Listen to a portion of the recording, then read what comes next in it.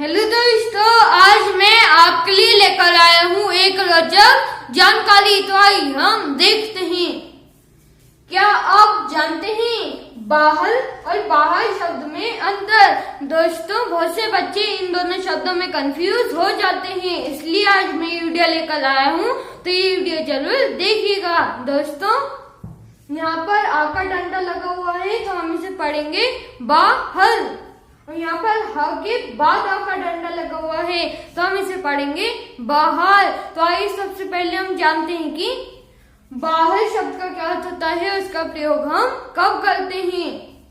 अलग, हटा हुआ, यानी कि दोस्तों बाहर शब्द का मतलब होता है अलग या फिर हटा हुआ। यानी कि दोस्तों जब हम घर से कहीं और जाते हैं तो इस क्रिया को हम बोलते हैं बाहर। जैसे ये कान, आँख, नाक, ये सब हमारे चेहरे के या फिर शरीर के बाहर हैं, यानी कि अलग हैं। तो आइए अब हम इसका वाक्य में प्रयोग करते हैं। तुम घर के बाहर चले जाओ, यानी कि दोस्तों तुम घर के बाहर चले जाओ। तो आइए अब हम जानते हैं कि बाहर शब्द का क्या अर्थ होता है और इसका प्रयोग हम कब करते हैं।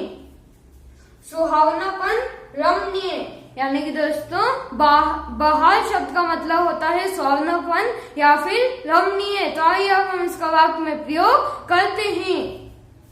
प्रकृति में नई बहार आ गई, यानी कि दोस्तों प्रकृति में नई बहार आ गई। जैसे आप एक और सेंटेंस ले सकते हैं कि प्रकृति में मानसून की बहार आ गई, यानी कि दोस्तों जब कभी प्रकृति की बहार आती है तो इस क्रिया को हम बोलते हैं बहार आ गई।